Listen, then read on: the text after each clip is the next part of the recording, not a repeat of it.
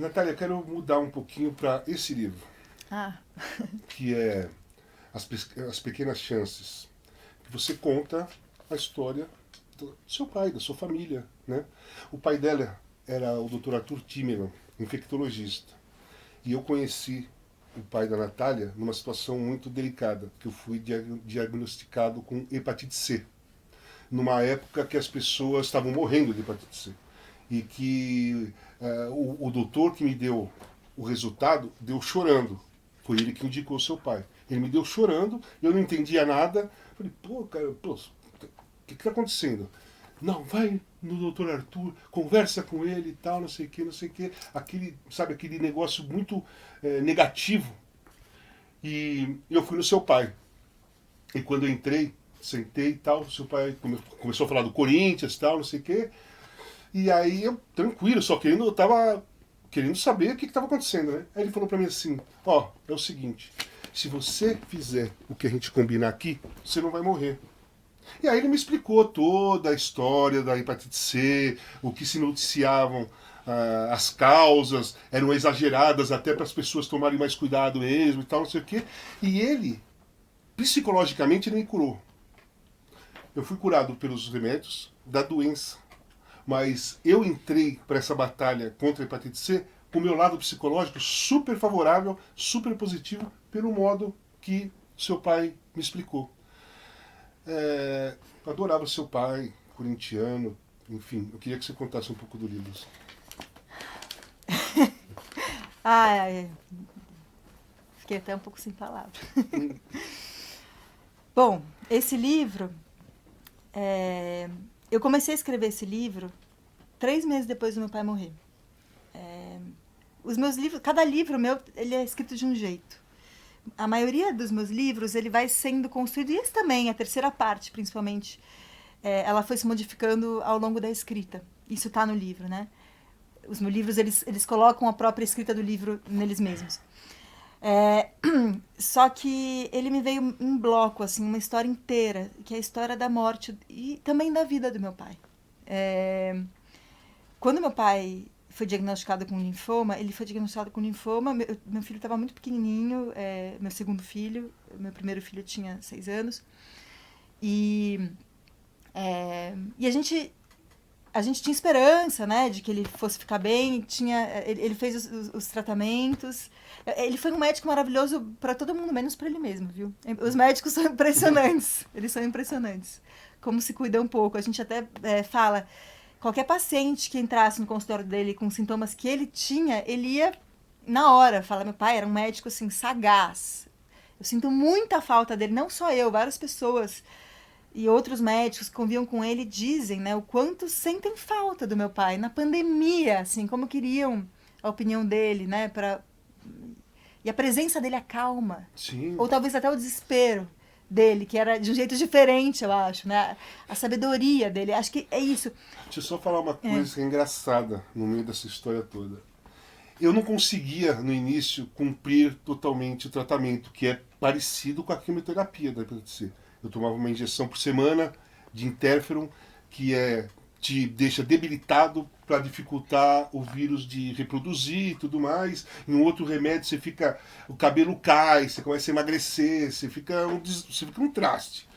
E chegou depois de uns 2 meses, eu falei, pô, eu não vou viver esse traste não. Aí eu comecei a sair mesmo, continuei bebendo e tal. Aí eu tinha consulta, sei lá, 15 dias, a cada 15 dias o seu pai. Aí um dia entrei lá no consultório dele, ele falou, e aí, Casão, como é que tá? Tá tudo certo? Tá conseguindo fazer as coisas? Eu falei, pô, doutor, cara, eu enfiei o pé na jaca. Ele falou, porra, tudo bem, vamos fazer o seguinte, quando você tiver a fim de enfiar o pé na jaca, come 2 quindim.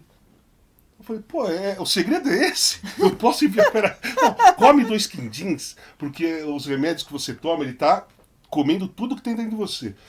Como você tá enfiando o pé na jaca de vez em quando, come 2 quindins que se coloca açúcar, que vai dar um balanço aí, porque você, né, não tá cumprindo. Aí eu cheguei, eu moro aqui na Vila Madalena. Aí o dia que eu cismava de enfiar o pé na jaca, eu saía de manhã, eu ia ali pra Padaria Real, né, do lado da MTV, aí eu descia tal, na hora que ia atravessar a Heitor Penteado, tinha um velhinho que vendia quindim. Eu vi, lembrei do seu pai, falei, eu comprei uma caixa de quindim. Eu andava com uma caixa de quindim do lado do meu carro. Aí eu ia na padaria, a gente começava a beber, eu conversando pros caras e tal. Aí os caras, mas você não tá fazendo o tratamento da hepatite C, meu? Você pode beber? Eu falei, o meu médico falou que eu posso comer quindim. Os caras, o quê? Tudo louco, né? O quê? Não, vou começar a dar com quindim. Então é uma coisa engraçada que pra mim, sabe, tudo que seu pai falava fazia sentido e me ajudava positivamente. Quer dizer, eu não ia dar conta daquele tratamento pesado do jeito que eu era, né? Gostando de sair, de curtir. E aí, quando ele falou do quindim, pra mim, o quindim era um deus pra mim. Eu vi o quindim como um deus para combater o negócio. Seu pai, ele tinha... Eu entendo o que você está falando das pessoas que viviam ao redor dele, porque ele tinha umas sacadas muito leves, mas que tinham um significativo importante dentro do tratamento que ele fazia com as pessoas, ou da relação com as pessoas. Queria só dar esse detalhe, porque é um detalhe que para muita gente que vai ver o programa vai falar, pô, o que significa isso? Para mim significou uma alternativa de eu continuar vivendo, mesmo não conseguindo cumprir o tratamento em risco, certinho, entendeu? Foi uma sacada psicológica, na realidade. Talvez o quindim não fizesse nada, mas psicologicamente para mim fazia, entendeu? Acho que provavelmente tinha algum aspecto, sei lá, nutricional do quindim, mas também simbólico. E Sim. Também acho que muito importante, né? Ele não ter te julgado, né, Casão? Sim. E não ter, não, assim, nada. Nem se assustou, nem deu bronca, nem nada. Isso, né? Faz parte. Não, e ainda me deu chance. Ó, quando você quiser enfiar o pé na jaca, que ele já sabia que eu não ia conseguir ficar. Ele deu essa alternativa que eu achei interessante. E aí sai dessa dinâmica da privação e do abuso, né? Ou eu faço tudo perfeito ou eu não faço nada. Ou o terror, né? De você tocar o terror. Ó, não pode fazer isso. Caramba, você pode morrer e tal. Porque depois que o seu pai faleceu, eu tive que procurar um outro infectologista. Porque eu cuido todo ano, né? Eu tenho uma médica infectologista. E aí não sabia, eu fui em um. E primeiro teste, fui lá, sentei para conversar com ele falou para mim assim, ó, começamos a conversar, ele falou, ó, você tem que ter na cabeça que você pode ter câncer no fígado, que você pode ter cirrose, que você pode morrer por causa disso. Aí me deu um confronto tão negativo, eu falei, porra, o doutor Arthur me pegou e me deixou tranquilo, sossegado, sem me tocar o terror nem nada, uma coisa leve, aí eu chego no outro cara, o cara me joga o terror, eu não vou morrer de cirrose, meu amigo. Eu tô aqui porque eu quero só manter o tratamento. Eu não tô começando, não tenho hepatite hoje. É só para manter o tratamento. E aí não fiquei, obviamente, e encontrei uma outra infectologista. É um lado da medicina muito delicado, o do seu pai. Né? E as pessoas têm que ter tato. E sensibilidade para conversar com o paciente.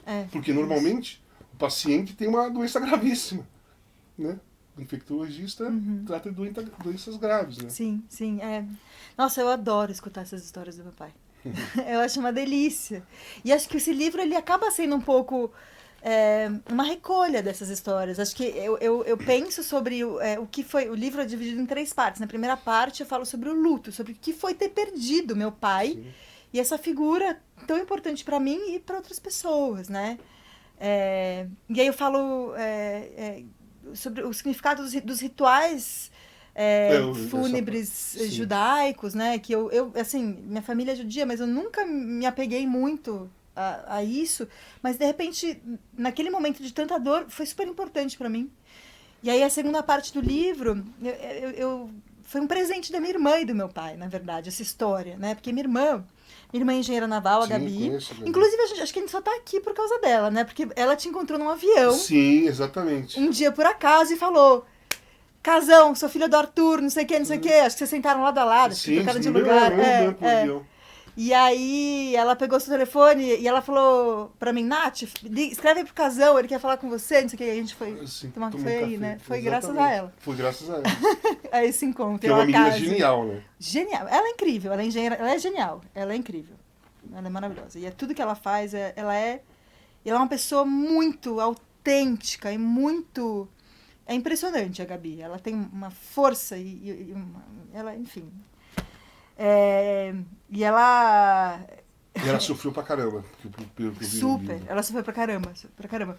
E ela, quando ela, engenheira naval, nessa época ela trabalhava em navios, né? E ela tava, quando o nosso pai foi, ela acompanhou o tratamento, ela mora no Rio, mas viaja muito por conta da profissão.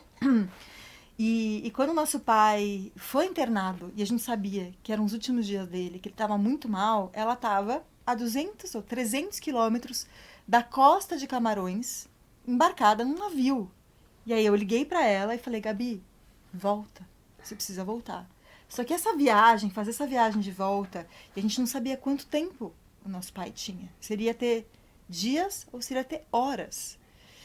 E aí, a segunda parte do livro é um cruzamento de viagens, porque esse livro começa quando uma personagem que também se chama Natália, e não é exatamente eu, porque ela é uma personagem de ficção, e o livro fala isso, não vou dar spoiler, mas o livro fala isso, porque eu estudo literatura e eu acho que é um livro, sobretudo, é um livro sobre tudo isso, mas é sobretudo um romance, um livro de literatura, né, de ficção. Mas quando ela começa a voltar, enfim, me perdi. O livro começa o disparador do livro é o encontro dessa Natália com um médico de cuidados paliativos do pai, e essa segunda parte do livro é no aeroporto, né, porque a Natália está indo viajar, encontrar a família, e aí ela começa a lembrar, na segunda parte, e lembrar não, né, é uma outra é uma narradora em terceira pessoa, por isso que é um livro de ficção, porque tem uma organização literária, da viagem da Gabi para encontrar o pai em São Paulo antes de morrer. Então, essas viagens se cruzam e a gente não sabia se ela chegar a tempo, e a gente viveu isso, né? Essa angústia dos últimos dias. E a gente sabe, a Gabi era a preferidinha do meu pai, assim, e tudo bem. Acho que teve uma pessoa, eu acho que foi a Noemi Jaffe, que participou do lançamento do livro, ela falou o quanto eu aceito como irmã que minha irmã fosse a preferida, mas acho que isso nunca foi uma questão para mim. A gente simplesmente sabia que ela era a preferida, sabe? Não, eu imagino a angústia dela também em tentar Super. voltar o mais rápido possível, de ver o pai e tal. Exatamente. E aí a segunda parte do livro ela se debruça muito sobre essa questão, sobre a morte, né? E fala sobre o que é morrer de câncer, né? Meu pai teve um linfoma. E sobre cuidados paliativos, que é a noção de que a pessoa vai morrer e como ela pode ter a melhor morte possível, né? Como morrer bem. E acho que meu pai teve uma morte bonita, né? Teve uma vida linda e uma morte linda também.